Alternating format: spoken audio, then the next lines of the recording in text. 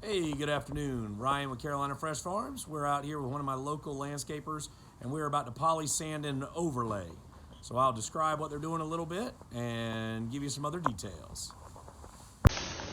So here we are spreading bags of Polysand, which is a sand with polymers in it, so that after you pour it in the joints, that you are able to sweep it in, and then you also will go back and spray water.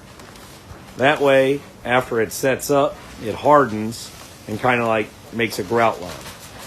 But each bag does roughly 70 square feet or so, depending on the joint size that you have, and if you're doing regular pavers or whether you're doing an overlay.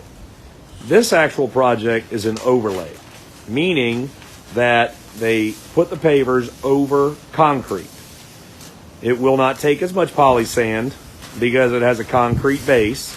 They also used a product called Dry Bond by Technoseal, and that locks them in and also goes back up the other side in between the joints. And for that reason, it won't take as much Polysand. But you can see that they spread the Polysand all over the area, and then they go back with a broom and sweep it in. And it is a heavy sand, so it doesn't fly up like dust. It did when it was pouring out of the bag, but not when you're sweeping it.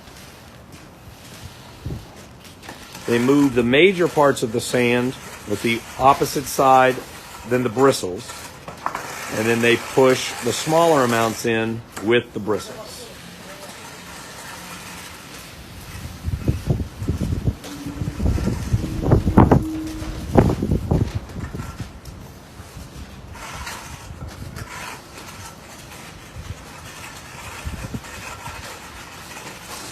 As I said before, normally get about 70 square feet out of a bag.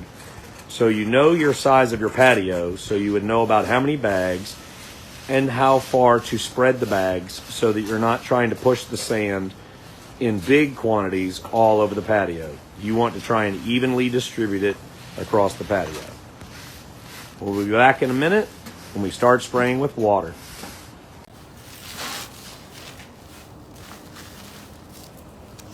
So now you're seeing, after the majority of the sand is pushed around and fallen into the joints, they're going back around, starting at one edge and sweeping in again, making sure that all of the joints are fully filled in.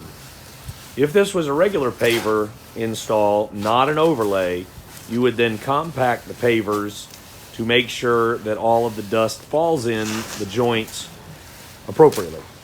But with this being, again, an overlay, you will not be compacting the pavers.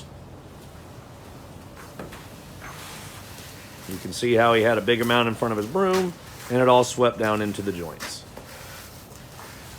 After we get this all swept in, they will blow off the excess with a blower, and then we will start watering smaller amounts at a time, and we'll be right back with that.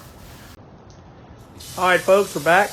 They have now gone back and forth and up and down and left and right, every which way they can with the broom, because you need to get it, make sure you work it all the way in.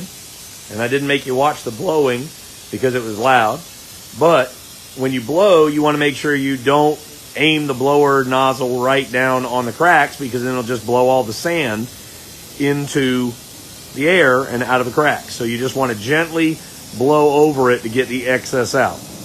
Then we are now misting over the whole project because it is a smaller patio instead of going over a huge patio. With it being a smaller patio, he is misting over the whole project and then going to go back and soak it in.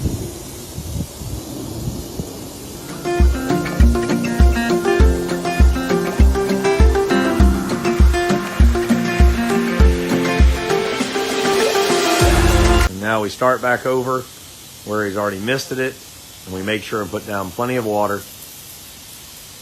kind of flooding the area so that it activates down deep for the polymers so that it sets up nice